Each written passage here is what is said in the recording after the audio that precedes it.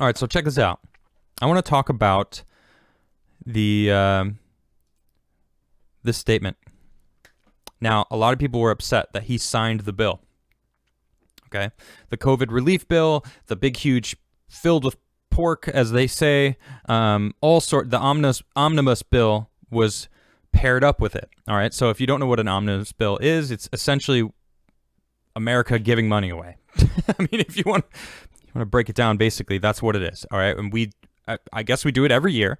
So that's the House was like, we do it every year. What's the big deal? Let's just wrap it up together with this COVID relief bill. It's like, okay, and most of the people, the American public is like, we need the help right now. It's a pandemic. Our economy is shut down. Why are you giving money away to, the rest of the world? So, I mean, I actually wasn't going to talk about that much of it per se, but I mean, they're giving actually, you know what? I did a segment on this on my last show before I went on vacation. And it's pretty insane how much money we're giving out to the rest of the world. I always kind of knew we were this world police, we send our armies everywhere, and military might to show whatever. And I can see, the importance of that. But I was like, you know what? We don't need to be at war. We don't need to be the world police. And Trump was like, hey, we're not going to be the world police anymore. And everyone's like, oh, we're not going to be the world police anymore? What's going on? And then this omnibus bill is essentially us being the world government, like we're giving money away to the rest of the world. Like, yeah, here's money, supporting everybody. And it's like, I think most Americans were like, hey, first off, we didn't even realize we were giving this much money away. I didn't know how much money we actually supported the rest of the world. Where do they get all this money? Where does America get the money? Taxes. So that money is ours. So they're literally taxing American people and giving our money to the rest of the planet. Like, okay, I'm all about helping people, right? But when we're getting $600, for, there's a lot of people that can barely afford a $400 swing. And this was last year. They could barely afford a $400 emergency. Okay, now businesses are being shut out. Everyone's losing their jobs. $400 emergency. Yeah, basically everyone's savings are gone because of this year. It's been 6 or 7 months since, we've had an actual relief. All right, so, I mean, okay, $2,000, $600, whatever. It's like, open the economy up. That's what we need. Open the economy up. Don't give our money to other countries. Try to make us strong, and then let's talk about helping other countries. Don't get me wrong, I would love to help other countries. But when I see poverty existing and homeless existing in our countries, funny enough, I see a lot of them in democratic cities. Look at California, my goodness. It's like, why aren't we helping, those communities? And why isn't the news covering when Trump actually brings a lot of money into those communities? Because anything he does is terrible. That's what it is. All right, so now everyone was upset with him because he signed it. All right, but I want to go over that and point some things out. This is the statement. I'm gonna read the whole statement. All right. As the President of the United States, it is my responsibility to protect the people of our country from the economic devastation and the hardship that was caused by the China virus.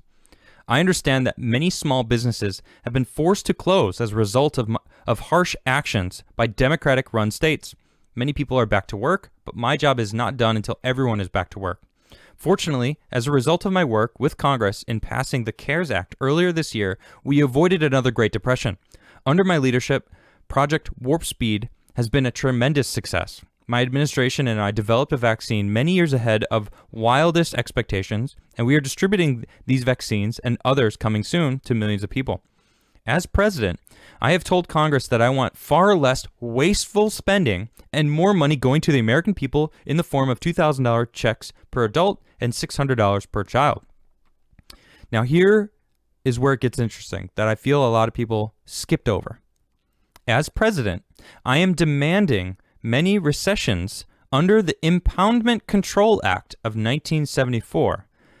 The act provides that whenever the president determines that all or part of any budget authority will not be required to carry out the full objectives or scope of programs for which it is provided, or that such budget authority should be rescinded for fiscal policy or other reasons, including termination of authorized projects or activities for which budget authority has been provided, the President shall transmit to both House and Congress a special message describing the amount to be reserved, the relevant accounts, the reasons for a recession, and the economic effects of the recession.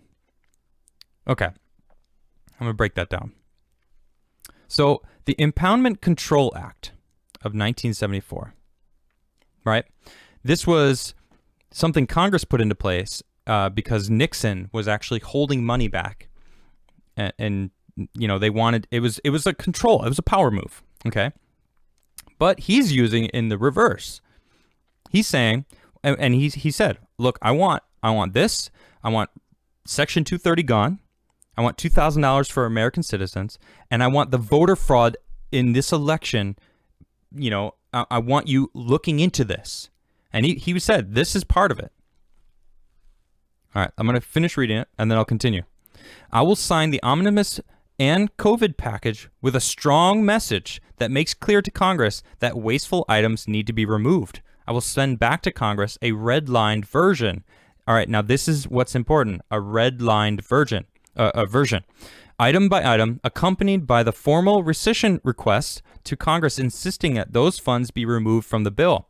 I am signing this bill to restore unemployment benefits, stop evictions, provide rental assistance, add money for PPP, return our airline workers back to work, add substantially more money for vaccine distribution, and much more. On Monday, the House will vote to increase payments to individuals from $600 to $2,000. As of today, they still have been denying it. Thank you, Mitch McConnell. Therefore, a family of four would receive $5,200. Additionally, Congress has promised that Section 230, which so unfairly benefits big tech at the expense of the American people, absolutely true, will be reviewed and either be terminated or substantially reformed. That's what we need. Substantial reformation of Section 230. That's what we need. Not terminate it, reform it. Okay, to give proper First Amendment rights on the internet in these platforms. Okay, I'm going to finish right here. Likewise, the House and the Senate have agreed to focus strongly on the very substantial voter fraud which took place on November 3rd presidential election. The Senate will start the process for a vote that increases checks to $2,000, repeals Section 230, and starts an investigation into voter fraud. Big tech must not get protections of Section 230. Voter fraud must be fixed. More money is coming. I will never give up my fight for the American people. Okay. Now, so the red line, all right, let me just pull up. So the Control Act, right, the Impoundment Control Act of 1974 basically gives the power, it's a checks and balances system, all right? That's why we have three branches of government. They keep each other in check. Congress doesn't have the control to just be like, we don't care what you say, we're going to make the decisions. Because if they did that, then this omnibus bill, they could be like, screw you, Trump, we're doing it anyway.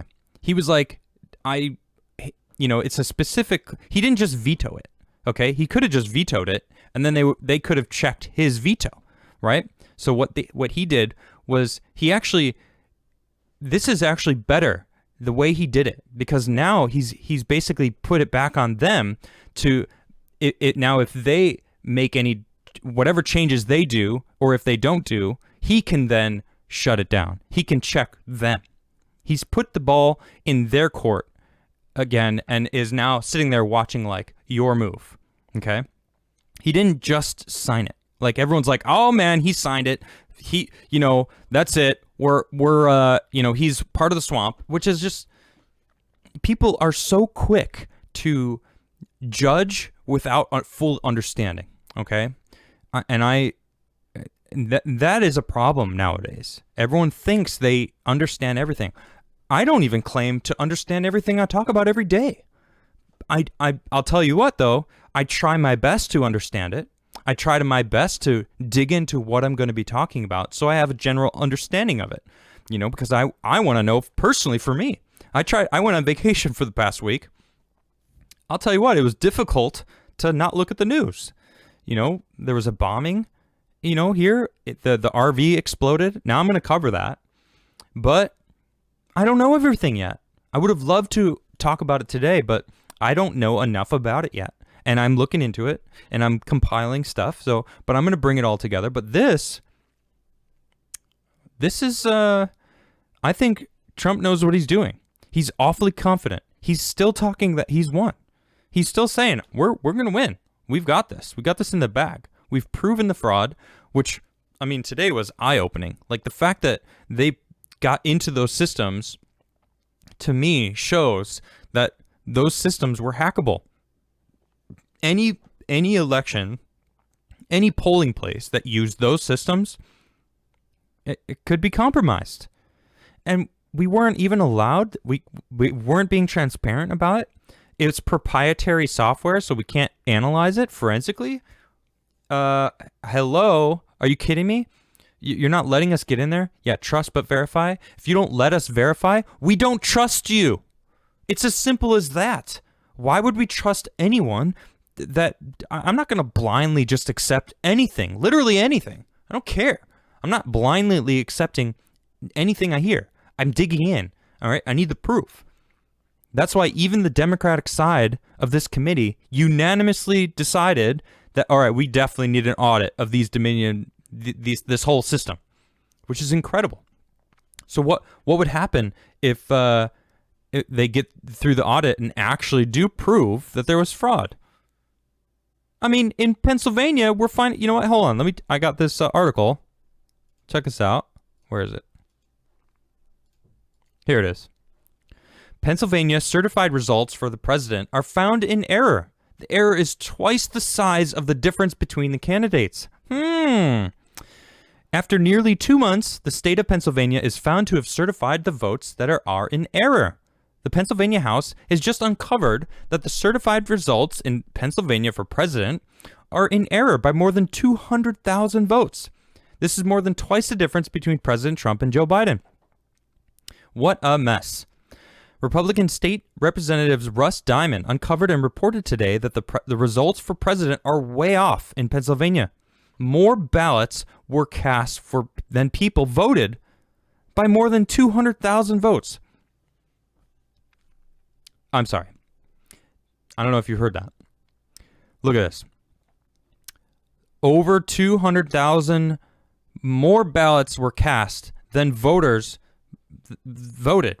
Look, 6,760,230 votes. That's right. That's how many people actually voted. 6,962,607 are how many ballots were cast. That means 202,000 votes weren't connected to anybody. Where do those votes come from? How is that possible? Right? So now we're finding out the Dominion software voting machines were hacked in Georgia. Pennsylvania has over 200,000 votes than voters. Okay? It's rampant. It's everywhere you're looking. So how is this possible? It blows me away. How much evidence do we need to see? Huh? How much evidence do we need to see? I see it. It's everywhere I look. I just open my eyes and I see it. Okay? These people on Twitter, I'm constantly watching them.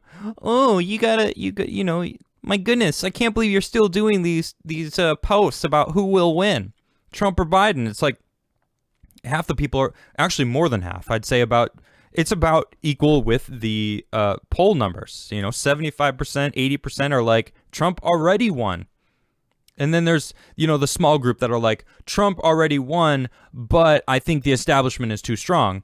And then you have the outliers that are like, you're a fool. I can't believe this dude actually is making himself look like an idiot. essentially. And I'm like, yeah, I don't care what you think I look like. Like I'm going to do my research every day and still show up and tell you what I've found. This is insane to me.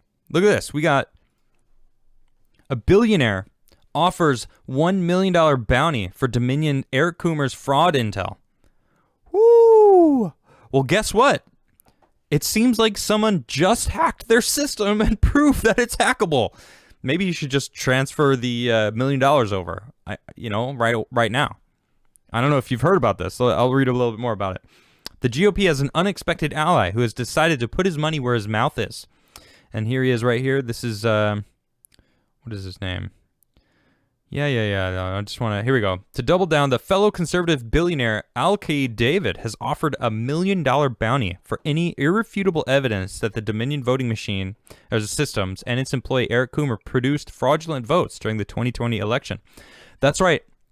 If you have any sort of proof at all, let them know, because there's $1 million on the line. I feel like, I don't know. That's pretty juicy. $1 million bounty, huh?